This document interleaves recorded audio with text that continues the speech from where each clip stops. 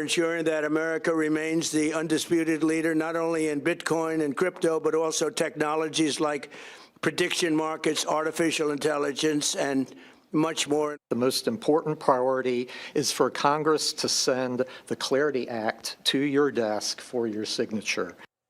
That was President Trump meeting with tech and crypto leaders at the White House. The president and chair of the SEC are calling for Congress to pass the Clarity Act. That would decide which government agency regulates digital tokens rather than allowing crypto companies to operate in a legal gray area.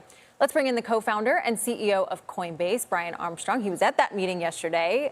Really appreciate you joining us, Brian. Yeah, thanks for having me.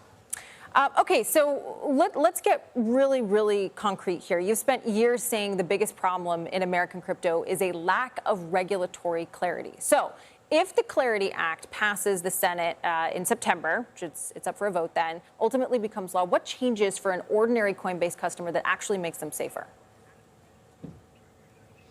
Yeah, so this bill, the Clarity Act, it's coming up for this vote on September 15th, a full Senate floor vote.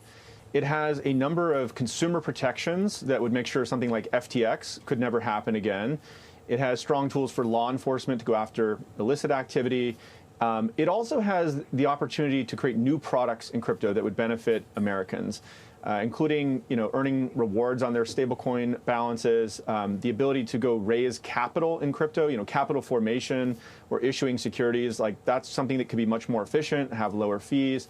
And I think just broadly, it would have a regulatory checkbox that would mean that lots of different companies could begin to adopt crypto technology to update every aspect of the financial system.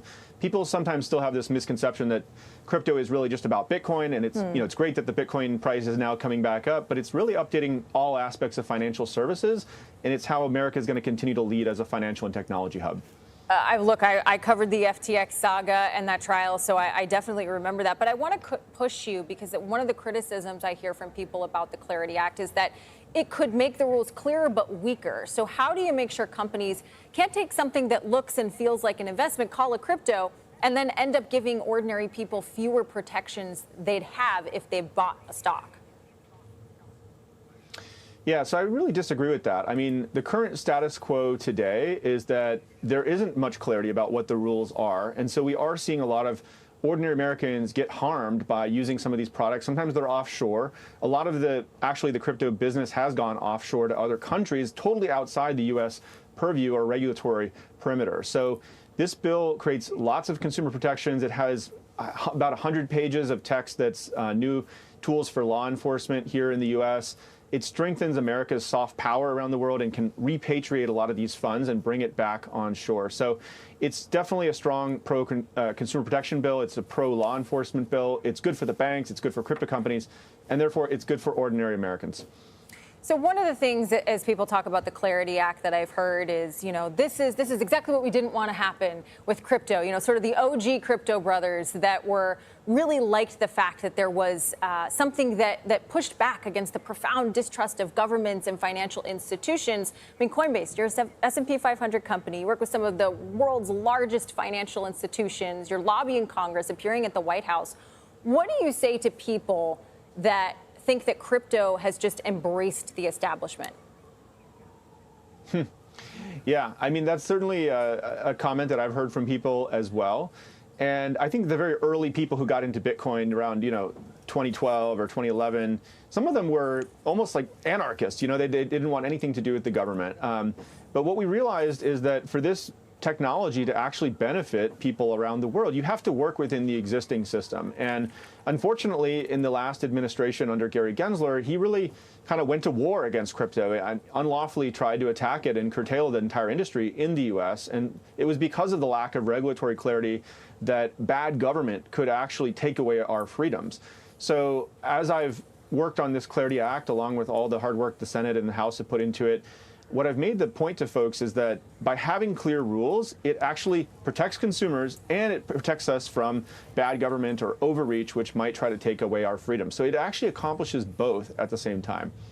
Yeah, Brian, though, I mean, you have this establishment embracing crypto. Obviously, President Trump was a very big proponent during the election. I was at the Bitcoin conference in Nashville when he spoke. There was a lot of excitement there.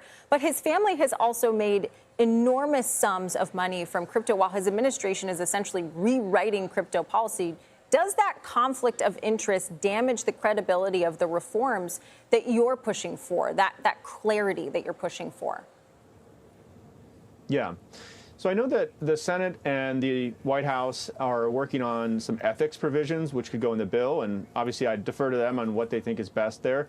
But one thing I'd point out is that the president and the White House have actually offered up an ethics provision already that would go into this bill. And it, to my understanding, is the first time that's actually happened in any piece of legislation.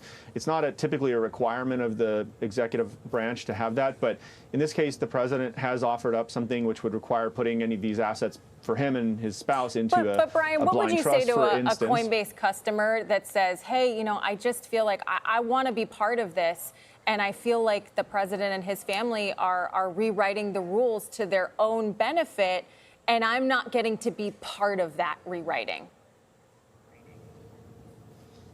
Well, I mean, I think everybody should benefit from crypto. I'll defer to the president and the Senate on what kind of agreement they want to have. These are nuanced issues, by the way. Just as an example, what can you, if your adult children are doing something, I understand the argument that it could have some indirect influence, but typically in America, we don't hold someone accountable for something that another adult did, right? So I think you have to be very careful to target these kinds of things toward elected officials and have clear rules. And that's the kind of offer that I think the White House has already put on the table. The Democrats are asking for a few additional things. My hope is that they come to an agreement, because honestly, the other 98% of this bill, which has nothing to do with ethics, would be very important for America. And frankly, if the bill doesn't pass, I don't see how that serves anyone, and it doesn't have any ethics provision that would change this outcome for the president either. Yeah, it's a fair point about children and parents, and you can't be held responsible. But I do think there were a lot of people that were frustrated with the Trump meme coin and some of the folks that lost out on that money. But that is separate from the Clarity Act, and I think you're right that more clarity, more regulation could make this a potential space for people to at least feel more comfortable participating in. Brian Armstrong, appreciate you answering our questions today and taking time with us. Thank you so much.